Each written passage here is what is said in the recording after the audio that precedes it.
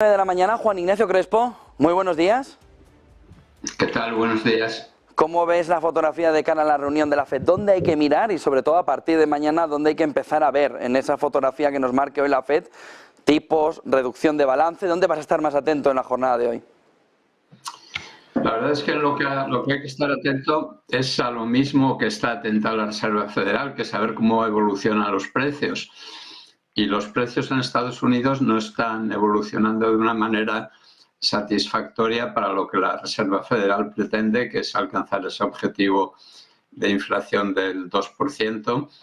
Y los dos últimos meses, enero y febrero, han sido meses malos para la inflación. No horriblemente malos, no son datos especialmente alarmantes, pero se ha roto esa continuidad de bajada de los precios o disminución de su ritmo de subida, ¿no? Y no solo en el IPC, que es bien conocido por todos, no solo en el índice de precios de producción, que también es conocido y es importante, sino que haciendo un análisis más fino de lo que ocurre con la inflación en Estados Unidos, hay que observar algo que mira mucho la Reserva Federal desde hace tiempo, ¿no? Que es lo que llaman allí la inflación supersubyacente, ¿no? Que es un término que en España todavía no tenemos acuñado. Es la inflación normal de los servicios, del sector servicios únicamente, quitándole el coste de los alquileres, ¿no?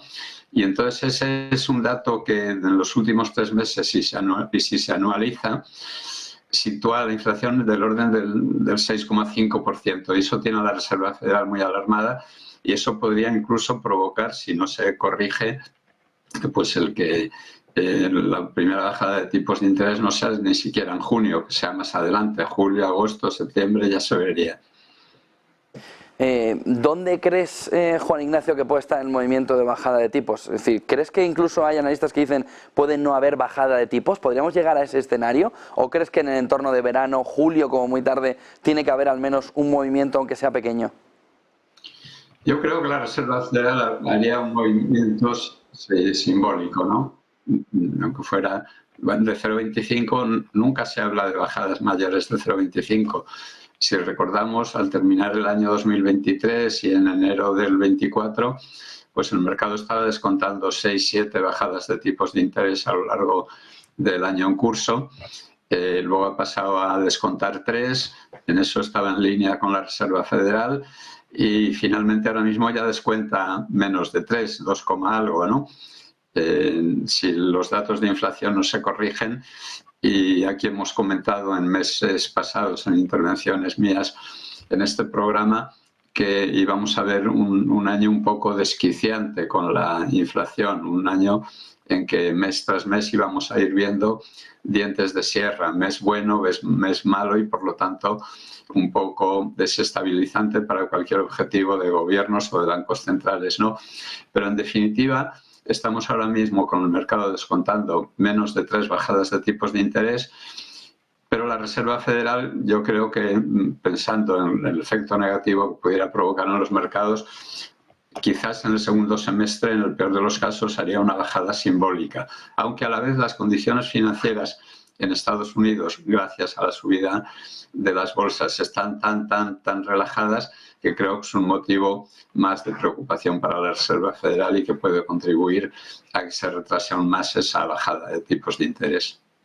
Decía Bloomberg en las últimas horas que había un movimiento de tasa de mora alrededor de esos Commercial Real Estate CLO, es decir, obligaciones que venían sobre todo vía Commercial Real Estate a asegurar una parte de préstamos. Una vez que cae el valor de esos inmuebles, de esa parte de Real Estate comercial, habría que hacer algo sobre todo con la provisión.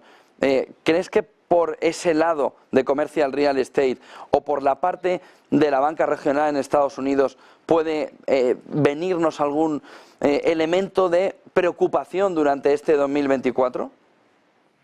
Sí, son elementos de preocupación que están sobre la mesa, ¿no?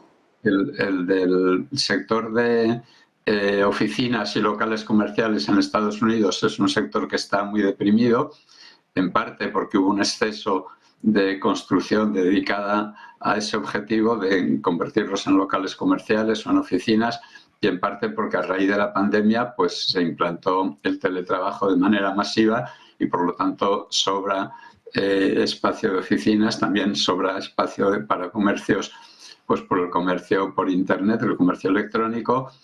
Y el otro elemento que está sobre la mesa y que es desestabilizador es el que has mencionado, el de... estábamos hablando de otro elemento desestabilizador más, que es el de la banca regional americana, ¿no? La banca regional, dentro de unos pocos días o probablemente incluso mañana, que se publicará ya, mañana no, porque mañana es jueves, no, el viernes cuando conozcamos, o el jueves por la noche, cuando conozcamos la evolución del balance de la Reserva Federal, veremos qué valor ha tenido en este momento, o sea, cuál es el stock en este momento de préstamos concedidos a la banca regional y en general a la banca comercial por esa línea de crédito que el año pasado se implantó para salvar a la banca regional americana. Y ahí conoceremos un poco el grado de gravedad subyacente, aparte de ese banco, el New York Community Bank, que está con problemas desde hace un montón de semanas, ¿no? Pero hay un elemento que no está sobre la mesa o que es del que se habla poco, que es el carry trade. El carry trade es esa operación que consiste en endeudarse en yenes fundamentalmente a tipos negativos y invertir el dinero que se haya captado de esa manera en bolsa americana o en activos que den una rentabilidad más alta, ¿no?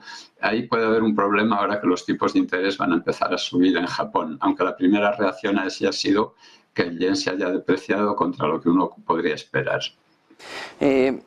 ¿Preocupado por China a pesar de ese 5% de crecimiento o crees que China va a ir hilvanando otra vez el camino del crecimiento a través de una demanda interna? Porque resultados de Gucci, esa previsión de una caída del 20%, sobre todo por la demanda china de lujo, nos lleva a pensar que igual hay algo de frenazo en la demanda interna china, ¿no? Sí, lo que pasa es que hay como cosas que apuntan en sentidos distintos, ¿no? Por una parte, todos sabemos que China tiene un problema enorme en su sector inmobiliario. Cuando el sector inmobiliario quiebra, lo normal es que los bancos estén quebrados y además pues los bancos, los gobiernos regionales chinos que obtenían parte de su financiación de la venta de suelo público, pues han dejado de tener esa fuente de financiación, con lo cual en la economía china hay un momento caótico del que es muy difícil que salgan y que salgan bien a largo plazo sin cambiar su modelo económico. Pero a la vez pues están inyectando mucha liquidez al mercado, a la vez una economía que está tan centralizada y tan dirigida, pues puede tener un margen de maniobra para superar dificultades que en una economía de mercado puro serían mucho más difíciles de superar. Pero si se mira un poco indicadores que consisten en reproducir lo que hacía el anterior primer ministro chino, Li Keqiang, que era, como nos decía de su instituto de estadística, consistía en coger pues 4 indicadores sencillos: trenes de mercancías, préstamos bancarios, consumo de electricidad y poco más, y con eso hacer un indicador sintético. Bueno, pues por esa vía los datos no son tan malos, es decir, apuntarían a un crecimiento incluso superior a ese 5%. Solo una cuestión más, Juan Ignacio. ¿Crees que estamos llenando una burbuja con las tecnológicas en el corto o medio plazo? ¿O crees que esto es un cambio tan disruptivo como fue la revolución industrial y las burbujas ya llegarán, pero llegarán dentro de mucho tiempo si es que tienen que llegar por lo tecnológico? O sea, que estamos en una burbuja, creo que no hay ninguna duda, porque pasa un poco como en el año entre 1995 y el año 2000, que se descontaban las expectativas que estaba creando Internet y el comercio electrónico, ¿no? Pero que tuvo que pasar por una crisis importante, tuvo que pasar una prueba de fuego, que fue el pinchazo de la burbuja tecnológica, para después que se viera realmente qué es lo que había de valor ahí y que empezaran a computarse ya no expectativas, sino también realidades. Creo que con la inteligencia artificial está pasando un poco lo mismo. La inteligencia artificial obviamente es algo completamente novedoso, algo completamente rompedor y va a producir aumentos de productividad importantísimos en el futuro. Pero hoy por hoy creo que todavía son expectativas que no son realidades, o son realidades muy, muy parciales. Muchísimas gracias por atendernos, Juan Ignacio Crespo. Muy buen día y buen negocio. Igualmente, gracias.